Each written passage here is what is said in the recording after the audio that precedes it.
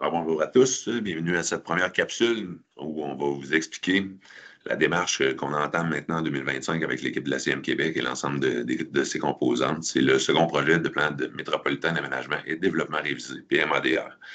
Un travail de longue haleine qui s'échelonne depuis maintenant 2019 et qui enfin est sur la table avec un deuxième projet et une troisième période de consultation. Alors, à cet effet-là, je présiderai cette consultation-là. Je suis maire de Stoneham-et-Tewksbury, préfet de la MRC de la Jacques-Cartier, évidemment membre du Conseil de la CM Québec, et comme élu responsable du PMAD, j'aurai la chance et l'occasion de vous rencontrer un peu partout dans les différents lieux de cette consultation, avec une équipe et avec M. Antoine Verville aussi, directeur de la planification territoriale, de la mobilité durable et du développement social et économique à la CM Québec, et toutes les équipes qui vont nous accompagner. L'objectif, dans le fond, on aura une commission qui va parcourir le territoire et brièvement, on peut peut-être faire une mise en contexte sur les démarches, en fait, dans la présente capsule, là, les démarches de consultation et de révision et le cadre de base du PMADR. Les objectifs de cette capsule-là, c'est de présenter les démarches de consultation du second projet et de présenter le cadre de base, comme je l'ai dit, du second projet, mais on pourra le voir avec M. Verville. Alors, comme je vous le disais, je présiderai ça et je serai accompagné du vice-président, M. Guy Dumoulin, conseiller municipal de la ville de Lévis, et des élus de l'ensemble des territoires, dont Marie-Joëlle Asselin, Marie-Pierre Boucher, Mme Lina Labbé, préfète de la MRC de l'île d'Orléans, et M. Lefrançois, préfet de la MRC de la Côte-de-Beaupré. Alors, mise en contexte, ces démarches. Alors, l'adoption la première version du projet de PMADR, ça a été fait en juin 2021. On a adopté maintenant en octobre 2023 la deuxième version du premier projet.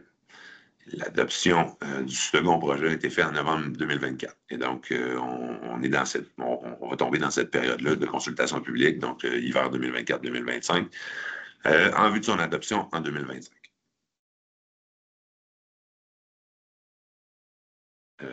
Ici, je prends quelques minutes pour vous parler de bâtir ensemble. cmquebec.qc.ca, c'est la plateforme qu'on doit utiliser si on veut consulter l'ensemble des documents importants de ce grand projet-là, connaître les grandes étapes de la démarche aussi de révision, prendre connaissance des informations importantes sur les audiences publiques, la date, les lieux, les moments, et pour déposer un commentaire ou un mémoire, et pour tout simplement poser des questions. Donc, les audiences publiques, là, vous pouvez les voir directement. Là, on parle quand même d'une grande virée. On va faire chacun des territoires, même dans la MRC de la Jacques-Cartier, où on sera dans deux endroits différents, étant donné la grandeur du territoire. Et donc, 6 en présentiel, et une séance virtuelle, qui sera, elle, le jeudi 27 février 2025. C'est le fruit d'un important travail de co-construction et de concertation. Je ne sais pas si j'en ai parlé tantôt, mais c'est un travail où les équipes travaillent fort depuis 2019. Où, à notre arrivée en 2021, il y avait déjà un premier projet. On a fait un second premier projet. Et à titre d'élu responsable, j'ai même siégé au comité stratégique là, dans l'élaboration de l'ensemble du projet comme élu responsable, mais comme observateur avec les équipes. Puis je peux vous dire que l'ensemble des composantes ont été très investies dans quand même quelque chose de complexe, mais qui se veut donner les bases d'une gouverne pour notre territoire. C'est essentiel, oui, par la loi, mais je pense que fondamentalement, tous nos territoires pourront en bénéficier. Donc, j'en ai parlé brièvement, mais plusieurs comités de travail formés de professionnels de la CM Québec et des 5 composantes. Hein, je vais le faire au moins pour une fois, l'agglomération de Québec, Ville de Lévis, c'est MRC de la Jacques-Cartier, Côte-de-Beaupré et l'île d'Orléans. Comité stratégique formé de professionnels et de cadres de la CM Québec et ses 5 composantes, un comité d'orientation formé d'élus de la CM Québec, des rencontres avec les équipes de travail du gouvernement du Québec et plusieurs autres rencontres avec partenaires lors des consultations publiques ou individuellement. Alors, le cadre de révision du PMADR, M. Verville, vous allez faire la suite? Oui, merci beaucoup, Monsieur Couture. Effectivement, je vais vous présenter un petit peu là, ce qu'on retrouve dans le cadre de révision du plan métropolitain d'aménagement et de développement. D'abord, pour bien comprendre le territoire, là, Monsieur Couture le présentait, on a 5 composantes à la CN Québec, et merci de la Jacques-Cartier, Côte-de-Beaupré, île d'Orléans, aussi l'agglomération de Québec, la ville de Lévis. Au total, ce sont 28 municipalités là, qui sont sur notre territoire. Nous avons aussi 3 territoires non organisés, les TNO, qui sont en gris pâle sur la carte que vous voyez à l'écran. Donc, des territoires qui sont davantage là, occupés par des activités forestières, par exemple. La superficie totale de notre territoire est de 3 340 km². Si on compte les territoires non organisés, on monte à 9 500 km², pour une population de 826 000 personnes, ce qui est à peu près 10 de la population du Québec. Donc, on travaille sur un plan métropolitain d'aménagement et de développement révisé. Qu'est-ce que c'est? C'est le principal outil de planification territoriale à l'échelle de la communauté métropolitaine de Québec, donc à l'échelle de la grande région de Québec. C'est un outil de planification de niveau métropolitain. Donc, on est vraiment dans la vision large et cohérente du développement territorial là, pour la grande région. On tient compte des grandes dynamiques de développement global pour le territoire, plutôt que des besoins là, spécifiques d'échelle locale qui, eux, vont être mieux pris en charge par d'autres échelles de planification territoriale. Il existe d'ailleurs tout un mécanisme de conformité entre les différents paliers de planification territoriale pour s'assurer d'une cohérence des interventions à toutes les échelles. Le palier supérieur, c'est celui du gouvernement du Québec, qui fournit des orientations gouvernementales en aménagement du territoire qu'on a dû considérer là, dans la révision de notre plan métropolitain d'aménagement et de développement.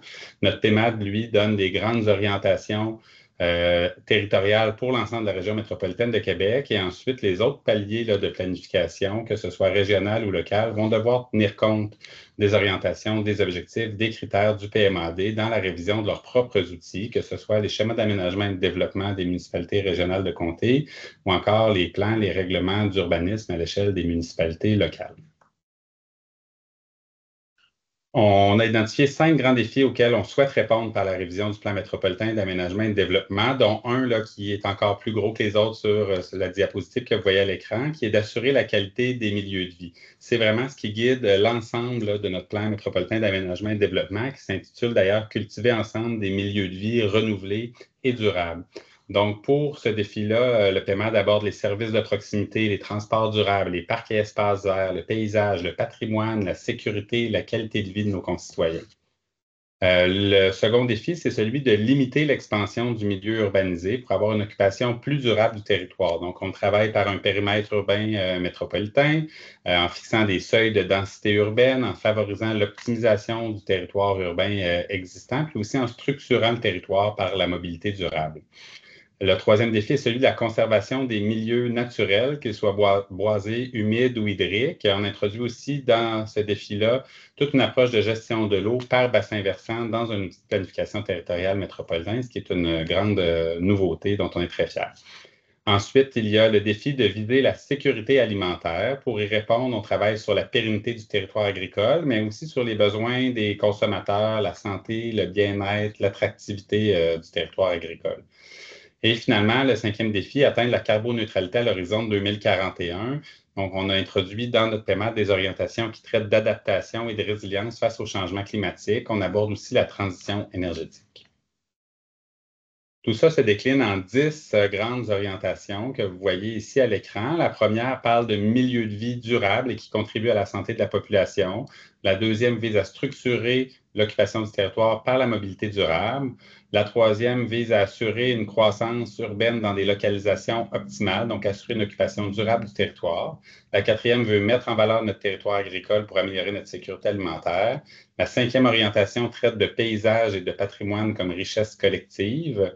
La sixième orientation, elle introduit les grandes planifications de notre trame verte et bleue pour donner accès aux milieux naturels à l'échelle métropolitaine. La septième orientation traite de conservation des milieux naturels et des services écosystémiques qu'ils nous rendent. La huitième orientation vise la gestion durable de la ressource en eau. La neuvième concerne la résilience face aux aléas d'origine naturelle ou humaine, anthropique. Et finalement, la dixième orientation, elle vise à soutenir l'aménagement du territoire qui favorise une transition climatique juste. La structure du PEMAD, je vous la présente, vous la voyez à l'écran, mais notre PEMAD est organisé vraiment autour de grandes cibles. Et les cibles, là, ce sont vraiment des cibles à atteindre collectivement dans la région par le PEMAD, mais aussi par l'effort collectif là, de d'autres planifications et d'autres intervenants à l'horizon de 2041. Donc, c'est vraiment ce vers quoi on veut cheminer collectivement pour la région métropolitaine. Ensuite, il y a toute une section du PMAD où on présente là, les contenus qui sont adressés plus spécifiquement aux composantes de la CIM Québec, donc les villes et les MRC, qui doivent en tenir compte là, dans l'exercice de conformité de leur schéma d'aménagement. Il y a les objectifs, qui sont les buts plus spécifiques à atteindre, les critères qui, eux, vont vraiment influencer le contenu réglementaire à intégrer dans les schémas d'aménagement. Ensuite, il y a toute une série de mesures et de bonnes pratiques qui sont souvent suggérées comme étant des moyens de concrétiser les critères. Et on a aussi une série d'annexes, dont une annexe réglementaire là, qui vise à inclure des éléments aux documents complémentaires des schémas d'aménagement et de développement des MRC. On a aussi du contenu complémentaire, d'abord des attentes, souvent envers les partenaires gouvernementaux, mais parfois aussi envers d'autres partenaires qui peuvent contribuer à l'atteinte de nos objectifs. Nous avons un plan d'action qui cible les actions qu'on souhaite déployer pour atteindre les objectifs, des fois par d'autres moyens que les moyens réglementaires prévus au PMAD. Et finalement, toute une série d'indicateurs pour assurer le suivi de la mise en œuvre du PMAD et évaluer l'atteinte de nos grandes cibles métropolitaines pour 2041. Dans les prochaines capsules, il y a 3 autres capsules là, comme celle-ci que vous pouvez écouter pour vous préparer aux consultations sur le PEMAD. On va aborder davantage les grandes thématiques traitées par le PEMAD. La capsule 2 va traiter d'urbanité. Donc, c'est dans cette capsule que vous allez voir les contenus liés au milieu de vie durable et en santé, à la mobilité durable et à l'occupation durable du territoire. La capsule 3, elle, traite d'environnement. Donc, vous y retrouverez le contenu sur le territoire agricole et la sécurité alimentaire, sur les milieux naturels et des services écosystémiques et sur la ressource en eau.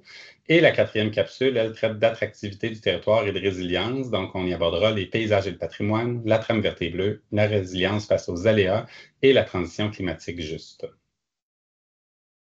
Donc, nous vous remercions là, pour l'écoute de cette capsule et pour votre participation au processus de consultation sur le PEMAD révisé. Pour toute question ou besoin d'informations supplémentaires, vous pouvez nous écrire à l'adresse consultation@cmquebec.qc.ca. Merci. Merci beaucoup, M. Verville. Alors, on sera dans l'attente de vous voir dans nos différentes consultations un peu partout sur le territoire. Il est d'un intérêt pour nous de vous présenter le fruit d'un travail énorme et on souhaite vous entendre à cet effet. Alors, à bientôt, je l'espère, en 2025.